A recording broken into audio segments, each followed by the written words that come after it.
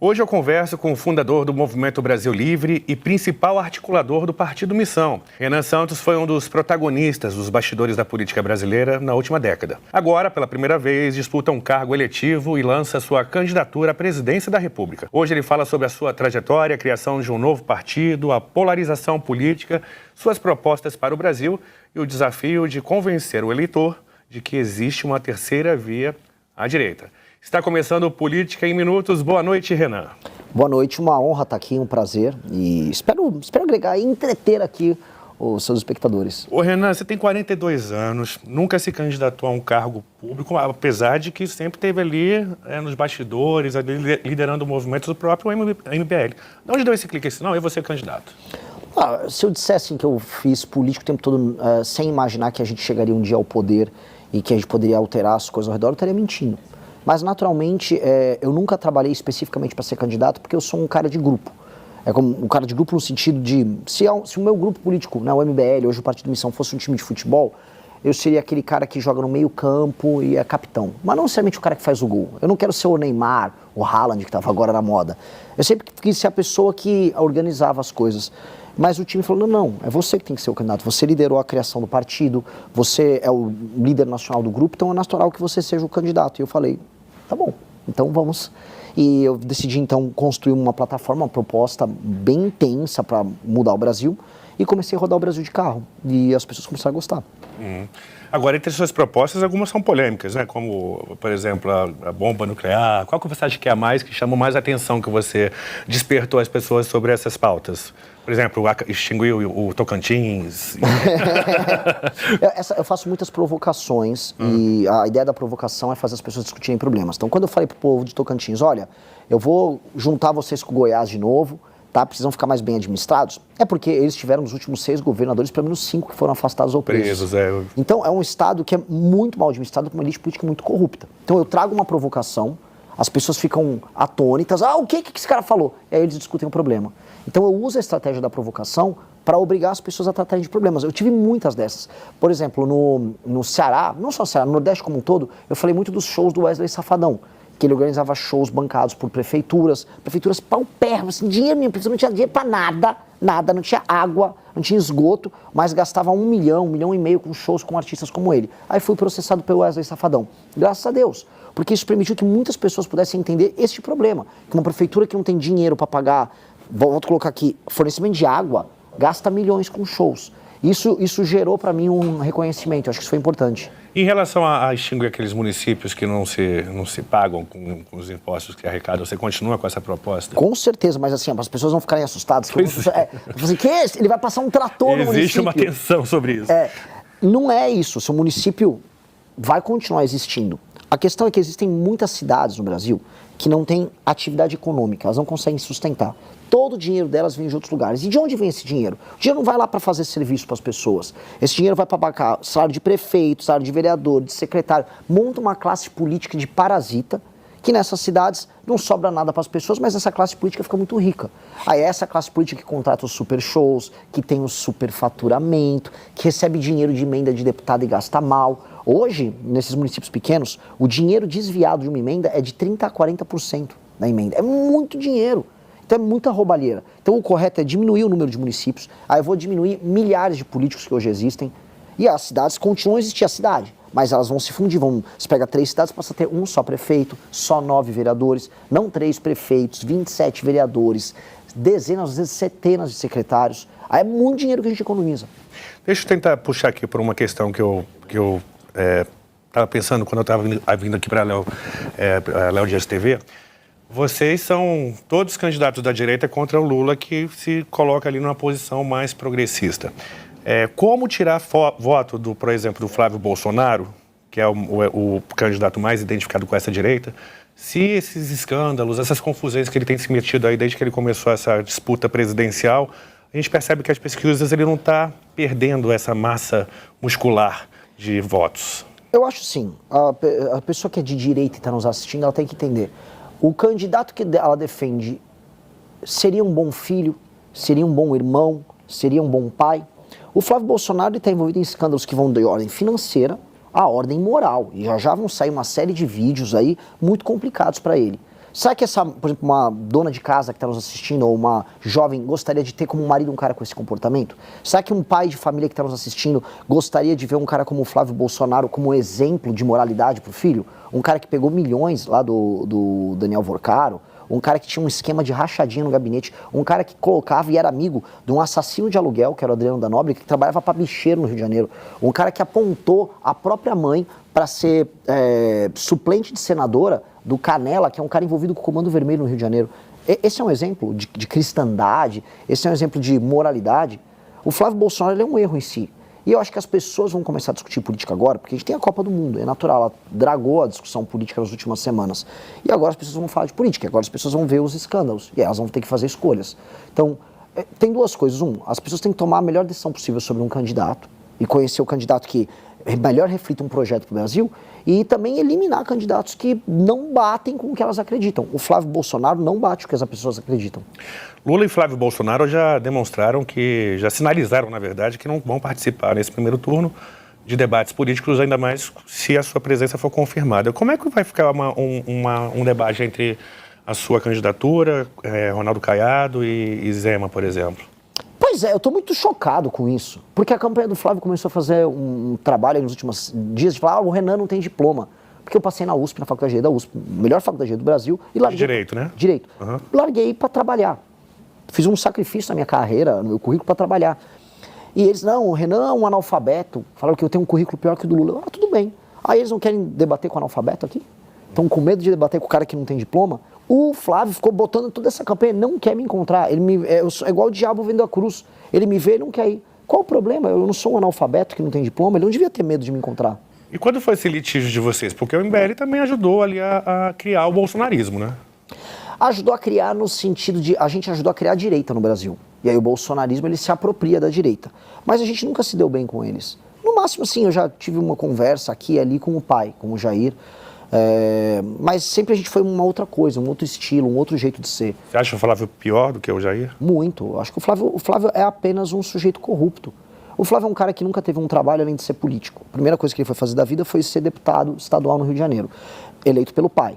Lá ele não sabia fazer nada, ficou comprando casa e fazendo o que eles chamam de rachadinha, que é basicamente pegar o dinheiro do salário dos funcionários que fingiam que trabalhavam e botar no bolso. Eu não tenho nenhuma afinidade com um cara que faz isso. Eu não consigo me imaginar como você sequer é amigo de um cara desses. E você tem as mesmas críticas a Caiado e a Zema? Não, eles não são. Eu não vejo o Caiado e o Zema como figuras corruptas. Não, eu acho que eles são dois políticos que eu não concordo com a estratégia de carreira deles. Eu não concordo com eles não terem feito oposição ao bolsonarismo nos últimos anos. Tanto que a gente só está nesse problema em que um Flávio Bolsonaro está, por enquanto, em segundo lugar, porque só o meu grupo falou, isso aqui é corrupção, não posso aceitar.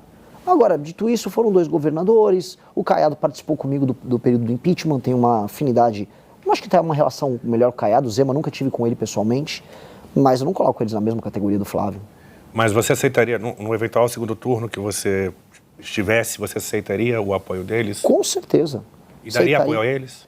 Olha, eu não trabalho com nenhuma hipótese em que eu não esteja no segundo turno. Naturalmente, eles não são os Bolsonaro. E eu acho que eles são duas pessoas democráticas e duas pessoas em que você pode conversar, até compor governo. Eu não comporia governo com ninguém, porque meu partido político é um partido que vai chegar ali próprio poder e vai tocar um projeto, mas eu não posso te responder isto simplesmente porque eu não vou imaginar e nem passar para o nosso espectador a ideia de que eu não vou para o segundo turno. Eu vou para o segundo turno. Para a nossa audiência, eu queria que você explicasse um pouco melhor sobre o seu plano econômico. Como é que é o estado mínimo para você? Eu não acredito em estado mínimo. Eu acredito em estado necessário nas áreas que eles precisam ter. Então, por exemplo, você mora numa favela e está me assistindo e o crime organizado te castiga, você mora numa favela no Rio de Janeiro e você não pode pegar um Uber porque o Comando Vermelho não deixa, vai ter muito estado. O estado vai entrar lá, vai destruir o crime organizado, vai pavimentar as ruas, vai desfavelizar aquele lugar, vai criar bairro, vai arborizar, vai montar uma escola, vai montar delegacia de polícia.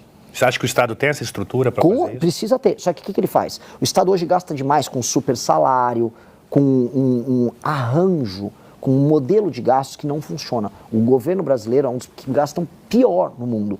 Tanto que o Brasil está muito endividado e esse endividamento está subindo. É por isso que as pessoas que estão nos assistindo tentem fazer um parcelamento no cartão. É só pegar o celular e ver. Os juros vai ser altíssimo. No mundo não é assim. Tem lugar que tem juros até negativo. E por quê? Porque o governo gasta muito. Onde o governo gasta muito, o governo vai... Eu vou tirar o governo, vou fazer o governo gastar menos. Onde o governo precisa gastar, especialmente habitação e segurança, o governo vai gastar. Uhum. Agora, vamos tentar entrar aqui num bastidor dessa relação de Flávio Bolsonaro e Michele Bolsonaro. Como é que você tem assistido a essa movimentação? Michele quer realmente fazer uma ruptura da família, quer entrar com um novo bolsonarismo. Você acha que ela seria uma figura mais palatável, digamos assim, para esse eleitor que não quer abrir mão do Jair Bolsonaro?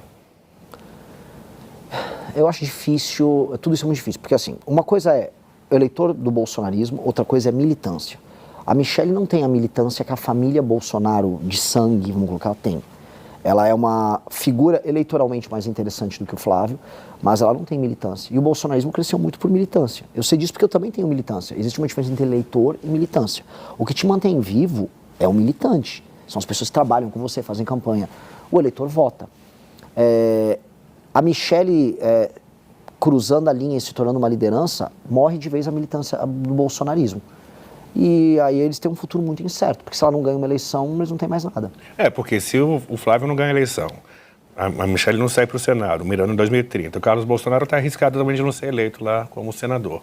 Ficaria o Eduardo Bolsonaro lá nos Estados Unidos articulando o tarifaço. Fica realmente o articulando o tarifaço mesmo. Não mas aí ficaria o Jair Renan como deputado federal, seria o grande salvador da família, assim? Essa é uma pergunta bem engraçada. Sim, o Jair Renan seria o salvador da família. Mas a árvore você vê pelos seus frutos, né? É um recorte atual. É um recorte muito verdadeiro. É um risco. É um risco concreto. Porque as pessoas, assim, em Santa Catarina, tá todo mundo de saco cheio com essa ideia do Carlos Bolsonaro se impor como candidato ali. Até pessoas que não são da família, eles pegaram o Hélio Negão e mandaram concorrer lá na região norte. Mas ele errou até a bandeira do partido, do Estado, quando ele foi fazer o lançamento. É uma coisa de achar que o eleitor é gado. O eleitor tem que aceitar qualquer coisa. Você está falando dessa coisa da questão da militância e também da afinidade com, assim... Uma coisa que chama muita atenção em relação ao MBL, à Missão, é que vocês conseguiram fazer uma capilaridade desse movimento em todos os estados, né? Vocês conseguiram construir aí palanques em todos os estados, inclusive conseguiram até fundar o Missão, coisa que o bolsonarismo não conseguiu, o partido político que o Bolsonaro tanto queria. Acabaram migrando para o PL. O Missão, ele é aquele tipo de partido que não quer conversa com outros partidos, que vai caminhar sozinho. Você não tem ainda um nome definido para vice? Já tem? Como é que está isso? Eu tenho vice, é o Coronel Haroldo. Reserva, né? É um sujeito... Confirmou mesmo ele? Confirmei. Um sujeito brilhante. Vai ser chapa puro sangue, então? Sim, mas não porque eu não quero conversar com outros partidos. Na verdade, se eu vou ser presidente da República, eu vou ter que conversar com todo mundo. O recado que eu deixo para o eleitor aqui, ó. O eleitor... Você vai terminar votando em uns 300 ladrões que vão ser colocados no Congresso. E eu vou avisar, o eleitor vai votar em um monte de ladrão. Goste eu ou não. Eu ganho a eleição, eu vou eleger uma bancada, mas o eleitor vai chegar lá e vai votar em 300 ladrões. Em vários lugares do Brasil. Isso vai acontecer, porque já aconteceu em todas as últimas eleições. E esse é um grande problema, porque já que o eleitor decidiu colocar um ladrão lá no parlamento, eu, como presidente, vou ter que negociar com esse ladrão. E aí eu vou ter que fazer composições que não envolvam corrupção, que não envolvam privilégio, mas que envolvam tocar o nosso projeto. Você acha que isso é possível? Você presidente, não ter um partido muito grande, não ter uma bancada muito grande, você vai ter que negociar, porque a gente hoje vê como é que funciona o Congresso. Como é que você pretende governar o país sem ter um diálogo aberto com o Congresso? Tendo diálogo aberto. Mas republicano... Republicano ao mar, porque assim, se eu fui... Você acha que existe o diálogo republicano com o Congresso? Se não tiver, vai ficar ruim para todo mundo. Se a gente vai, o impasse vai ser para todo mundo. Mas aí o que acontece? Aí alguém vai ter que ceder. Quem não vai ceder é o país nem o presidente da República. A gente vê histórico do Congresso pressionando. O Congresso pressiona, mas quando o governo tem muitas fragilidades. Por exemplo, o STF, para falar um novo agente, ele foi para cima do governo Bolsonaro, porque o governo Bolsonaro estava todo encalacrado com as rachadinhas do Flávio. Por isso que ele teve que ceder no começo do mandato dele. E a postura do Bolsonaro quando entrou era: ganhei e vou para cima de todo mundo. Eu não estou falando que eu vou para cima de ninguém. Eu ganhei e vou para cima do Comando Vermelho, do PCC, do crime organizado e da parte ruim da economia que faz com que a pessoa que compra um celular pague tanto imposto. Que hoje as pessoas estão parcelando pizza no iFood. As pessoas estão parcelando pizza no iFood. Eu vou para cima disso. E o Congresso, vamos evitar que as pessoas parcelem pizza no iFood? Congresso, vamos matar os membros do Comando Vermelho? Vamos matar ladrão? É isso que eu vou chegar. STF é a mesma coisa. Então eu vou adotar uma outra postura. Está aqui minha lista de propostas, eu ganhei a eleição com essa lista de propostas. O povo escolheu um cara de um partido que foi fundado há 8 meses atrás para defender essa lista. Eu vou chegar para todos os presidentes de partido, estou te falando aqui em primeira mão. Eu vou falar, ó, presidente do partido A, B ou C, assina aqui, ó, faz uma resolução e assina, você vai apoiar isso. Pode participar do meu governo. É isso. É para defender o que a gente ganhou na urna. Ponto. E nós vamos ter que ir a maioria nisso. Eu não vou ficar arrumando briga à toa. Não é a minha função. Assim, enquanto os políticos ficam brigando lá em Brasília, ficam se xingando, o Xandão isso, aí o Bolsonaro aquilo, aí o Lula aquilo, o seu celular está ficando caro, o seu celular está sendo roubado e ainda você nem consegue pedir uma pizza porque você tem que pegar o celular e parcelar ela. Esse é o fim. A gente está no fundo do poço nesse instante. E agora, como é que seria a escolha do seu ministério? Seria de integrantes de outros partidos, de apoiadores, ou não? Seria uma coisa também 100% puro sangue? Não vai ser 100% puro sangue. Eu vou trazer pessoas, não necessariamente do partido, mas técnicas de várias áreas. Por exemplo, área de infraestrutura. Eu quero trazer pessoas especialistas em infraestrutura, os melhores nomes técnicos. Áreas que você pode ter uma participação Economia, política. por exemplo, já tem um nome? Não posso citar ainda. Não posso citar, eu posso prometer citar para vocês no momento certo, mas eu estou agora fechando, porque agora eu estou naquele momento, agora é uma parte de bastidor engraçada, que eu estou batendo já os 10% em algumas pesquisas. Sim. E é aquele momento em que as pessoas, especialmente economistas famosos, começam a falar, agora dá para andar de mão dada com ele no shopping. No sentido de, eu era aquela menina feia que começou do zero, que ninguém tinha muito, né, esse Renan aí... Não vai dar em nada. Vai dar em nada. Agora, eu posso me vincular. E aí, esse cara fala coisa com coisa, ele não é um maluco. Porque muitas pessoas achavam que eu poderia ser um maluco. Muita gente veio com o exemplo do Pablo Marçal e jogava no meu colo. Esse cara é um Pablo Marçal, sendo que eu não sou. Eu fundei um partido político, como você mesmo disse, eu tenho livros publicados, eu sou uma pessoa séria. Então, essas pessoas estão agora falando, não, posso me associar a ele. E agora eu estou conversando com várias dessas pessoas para construir a área econômica, não é só um ministro, uma área econômica muito sólida. Agora, como é que você, vencendo uma eleição, supostamente, você hoje já tira a pedra? Amanhã você pode ser a vidraça. Como é que você vai fazer essa transição de posição? Eu acho que fazer o que a gente já faz há muitos anos, que é atirar pedra para os dois lados, faz o que você já seja vidraça, mesmo não sendo governo. Então, o que mais acontece conosco é apanhar. Mas com a caneta na mão é diferente. Sim, existe uma cobrança, porque pelo menos você está tomando pedra enquanto muda as coisas. Hoje eu tomo pedra e não tenho nada. Pelo menos com a caneta você toma uma pedrada, mas falando, eu estou defendendo isso aqui. Hoje eu só tomo pedrada e não tenho caneta nenhuma. Algumas reportagens deram a entender que a sua família tem algumas dívidas, umas questões mal sucedidas de dívidas financeiras. Como é que está essa situação hoje? Você tem conhecimento disso? Tenho das matérias, são matérias muito imprecisas. Porque quem está vendo assim, a família do Renan está devendo um monte de coisa na praça. Não, meu pai trabalhou com recuperação de empresa, ele recuperava empresas. Empresas das mais diversas metalúrgicas têm dívidas. E você assumir uma empresa que tem um problema para tentar resolver é justamente um negócio normal que existe no mundo inteiro. Para a galera entender, sabe qual é a empresa que mais deve em tributos no Brasil? É a Petrobras. Então quer dizer que a Petrobras é um problema? Não. Quantas ações trabalhistas um Carrefour tem? Uma rede de supermercado tem? Uma empresa de jornalismo como as grandes do Brasil tem? Todas têm ações. O Brasil é o país que mais tem ação trabalhista no mundo. Então, naturalmente, se meu pai trabalhou com isso, meu pai vai pegar todos aqueles processos e aqueles processos vão ficar ligados a ele, no período que ele administrar essa empresa. Eu também administrei uma empresa com problema. Trabalhei para recuperar, peguei uma empresa fechada, com os funcionários sem receber por 5 meses, levantei, botei a empresa para andar, fiz a empresa andar muito bem por 4 anos, até vir a famosa crise do governo Dilma, que praticamente todos os negócios médios no Brasil fecharam. E aí, assim, a gente vai recriminar o cidadão brasileiro que está devendo no Serasa, empresa brasileira que está devendo, isso está errado? Não está errado. Muito pelo contrário. As pessoas estão sofrendo num país em que quem é muito rico não deve nada, o Daniel Vorcaro não deve nada. Político corrupto não deve nada. E aí o cidadão comum está endividado e as pequenas empresas estão endividadas. Então, eu não... chamar isso de um ataque é uma besteira. E ainda tem uma segunda coisa. Falar, não, o Renan faliu uma empresa. Não tem nenhuma falência contra mim. Eu não devo nada de tributo. São dívidas que existiam com uma empresa que eu administrei num período. Você esperava que sua vida fosse revirada do avesso assim? Óbvio, mas é natural. E precisa ser. Porque quem está no debate público precisa ser escrutinado. Tem alguma coisa mais para vir que você acredita? Eu não acho que tenha coisas para vir, porque tudo já foi escrutinado sobre a minha vida e eu também não tenho grandes confusões. Então, as maiores confusões na minha vida... Só na internet. Depois que eu montei a MBL, são todas muito públicas. São todas confusões que envolvem briga com político A, B ou C, ou um amigo meu mandando áudios a um grupo, não. É isso. Como é que você reagiu a essa história do... Eu reagi da pior maneira possível, porque eu que convenci ele para aquela viagem. Porque, você estava com ele? Estava.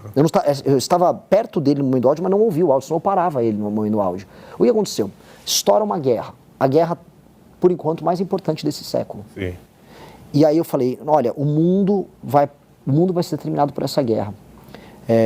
Eu falei para todo mundo, MBL, eu quero ver em loco, porque eu vi o governo brasileiro, na época o Bolsonaro, defendendo o Putin, defendendo a Rússia, e eu vi o Lula, já solto, na oposição, defendendo. Eu falei, cara, vamos mostrar o outro lado, vamos mostrar o lado da Ucrânia.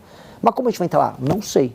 Peguei um avião, fui para lá, o Arthur falou, não, vou junto. O Arthur é um aventureiro. Fui para lá, cruzamos a fronteira, temos um jeito de cruzar a fronteira com a televisão da Eslováquia. Fizemos uma parceria com a televisão da Eslováquia, entramos. Enquanto isso eu filmava, arrumava doações, arrumei caminhões e mais caminhões de doação para os ucranianos. Mostrei como é que eles se preparavam para o esforço de guerra e voltamos. Com doação, cheguei no campo dos refugiados na Eslováquia, todo mundo batendo palma, querendo falar português com a gente. A gente fez um negócio bonito. Heróis, eu falei até assim, pô, obrigado Danilo Gentili, quero que ele me chame pro The Noite. Tava todo feliz, porque foi lindo o que a gente fez. Eis que, quando a gente cruza a fronteira da Ucrânia para a Eslováquia... Mamãe falei. Aí mamãe falou. Mamãe falou. Aí ele mete aquele áudio... Mamãe gravei, na verdade. Mamãe gravei. E o pior é que o áudio demorou um tempo para viralizar. Então eu ainda voltei de carro, na neve, né, lá, porque a gente pegou o avião na Áustria. A gente teve que sair da Eslováquia para a Áustria. Então a gente, tá tudo legal. Nossa, que paisagem linda. Quando a gente chegou no avião, a gente descobre. Foi muito pesado. Não só essa polêmica, mas recentemente também vazou um áudio seu chamando o Nicolás Ferreira, o deputado federal, de... Frango homofóbico. Frango homofóbico. Você acha que vai ser por aí essa campanha de... Não acho, eu nem vazou esse áudio, tá? Esse áudio eu publiquei numa plataforma nossa, que é o Valete Plus. É uma plataforma que nós temos, que é uma rede social própria. E eu tenho uma opinião muito clara. Eu não consigo aceitar pessoas que sejam homofóbicas, abertamente homofóbicas no debate público, que tiram sarro, todo mundo usando isso como uma clave, enquanto na vida pessoal, aparentemente, principalmente o Nicolas, escondem um passado diferente. Qual tipo de passado? Bom, o Nicolas era um cara que tinha um comportamento que se parece muito com um fã de diva pop, com um universo meio gay. Ele tinha um melhor amigo dele que fazia parte das brincadeiras no Twitter dele, que destoam muito do comportamento recente que ele tem hoje. E o que eu não gosto de aceitar é a hipocrisia. Se o Nicolas falar assim, eu sou gay, tá demais, tá beleza. Agora, ficar fingindo que é um heróizão conservador, quando não o é, eu acho isso feio, eu acho isso ofensivo. E eu não gosto desse comportamento homofóbico. Eu acho isso feio, acho zoado. Você acha que ele tem uma vida paralela? Não vou entrar na vida pessoal dele, não vou entrar nesse detalhe, eu só vou falar com o que eu vi publicamente. O que eu vi publicamente é que ele era uma coisa muito diferente do que ele é hoje. Por falar em questão da diversidade, você tem alguma proposta específica para esse grupo? Como é que vai ser o seu tratamento? Porque a direita tem aí um embate com os progressistas em relação a pautas de direitos humanos, de diversidade. Como é que é a sua visão em relação a essas questões? Vou ser muito claro, eu vou tratar praticamente todos os cidadãos brasileiros naquilo que concerne a vida pessoal deles, de maneira a preservar suas liberdades. Eu não vou ser uma pessoa que vou ficar arrumando briga em pautas desnecessárias. Casamento, união estável? Não, eu sempre fui uma pessoa que defendeu a união estável e o casamento gay. Acho que para mim essa é uma situação que está sedimentada e está dada na nossa sociedade. O que eu não gosto, e aí entra a minha briga à direita, é quando certas linhas são cruzadas, a gente começa a ficar discutindo, aquelas questões, a pessoa não usou o pronome certo aqui, então ela tem que ser presa. Eu acho isso a criação de uma sociedade de desconfiança e de briga mútua, e de lacração mútua. E quem está falando isso não só eu. Caetano Veloso já tirou o pé desse discurso, boa parte da esquerda começou a perceber que isso virou uma loucura. Que, não, porque você é um machista se você falar tal coisa, não, porque o racismo estrutura... Calma, gente, uma coisa são pessoas que cometem crime, outra coisa são ou uma pessoa que fez uma piada, ou pessoas usando o jeito comum de ser. O Brasil sempre foi um país muito à frente do seu tempo em muitos desses temas. O Brasil tinha a Roberta Close nos anos 80 como uma trans que participava de programas de TV e não sofria nenhum tipo de comentário. Também. Nunca sofreu comentários transfóbicos dessa natureza. O que a gente fez foi importar dos Estados Unidos, que eles sim são muito racistas, eles sim têm uma separação na sociedade muito dura que o Brasil nunca teve, e aí jogar isso pra cá, esse discurso, e você começou a rachar a sociedade brasileira com coisas que a gente não vivia. Então, do nada, não, temos que reeducar os meninos na escola porque eles são todos machistas. Temos que reeducar as crianças na escola porque eles são todos homofóbicos. Calma aí. E aí a coisa começou a invadir espaços de religiosidade, espaços que envolvem, inclusive, os núcleos familiares, jogar marido contra mulher, pai contra filho, e eu acho que isso tornou a sociedade pior. Se você olhar hoje, a nossa sociedade é uma sociedade pior, uma sociedade de desconfiança, em que as pessoas desconfiam muito mais uma das outras do que antigamente. Eu só te comentar uma coisa, eu sou de uma época, começo dos anos 2000, que, você saía com o teu amigo gay pra ir numa festa geral. Não é, hoje é tudo separado. O gay sai na festa do gay, o gay vai no show do gay, o hétero vai no show do hétero, o hétero vai na festa do hétero. As coisas se segregaram completamente. Você não pode ter meios, assim, você vai ver rede social, se você é gay, que só o universo gay acompanha, rede social que só hétero acompanha, se você é um esquerdomacho, as pessoas param de ser amigas entre si. Você vê nessa sua fala uma possibilidade de distensionar a polarização, tendo você como candidato da direita com o grupo que se identifica mais com o campo progressista? Porque isso é um dos fatores que um é homofóbico, ou é transfóbico, ou, enfim, racista. Enfim, você acha que esse discurso pode tentar distensionar essa polarização? Eu quero distensionar. Você quer distensionar? Eu quero distensionar. Eu não quero treta, porque eu tenho coisas mais importantes. Hoje, eu vi uma briga dentro do bolsonarismo que estava uma candidata trans bolsonarista xingando um candidato gay de pão com ovo. Eu falei, meu, que coisa, né? Eu falei, o que é um pão com ovo? É um gay mais pobre. Eu falei, tá bom, essa pessoa gay mais pobre hoje vai morar numa favela. Eu quero que não exista favela. Eu quero que exista um bairro para essa pessoa. Eu tenho questões materiais para resolver. Eu preciso que a favela vire bairro. Eu preciso que as cidades mais pobres do Brasil tenham uma atividade econômica. Eu preciso que você não precise parcelar uma pizza no iFood. Eu preciso destruir o crime organizado. Até porque o assaltante, quando assalta, ele não está olhando, putz, é um gay, não vou assaltar. Não vou assaltar.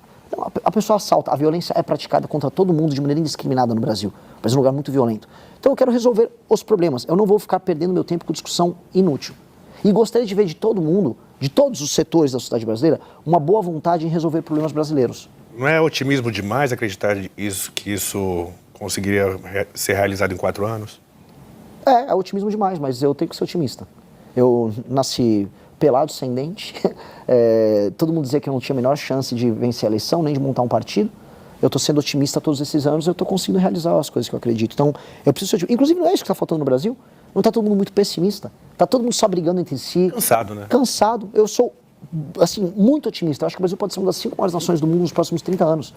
Eu sou muito otimista. A gente está indo para a reta final já da nossa entrevista, mas eu queria fechar uma questão que o seu eleitorado tem se demonstrado aí um eleitorado jovem, uma turma nova, possivelmente os do primeiro voto, que naturalmente estão aderindo à sua candidatura.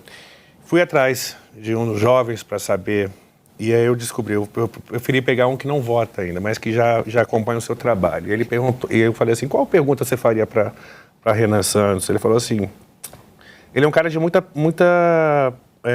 posicionamento, muita articulação, e eu queria saber se você, em algum momento, você se arrependeu de uma bandeira que você levantou e que hoje você fala assim, cara, que vacilo. Ele é o Alan Barros, lá de Brasília. Alan, eu já errei. Como? Quando? Eu já errei com posicionamento. Eu vou nem falar um posicionamento específico. Formas de se posicionar, brigas, às vezes ser extremamente Cita um exemplo pra gente, pra ele Vou entender. dar um exemplo. Eu acho que eu fui muito crítico ao Nicolas agora. Não gosto dele. Ele defendeu ataques à minha família. Dito isso, não acho que é cabível eu usar as palavras que eu uso. E às vezes eu me arrependo da forma como eu faço.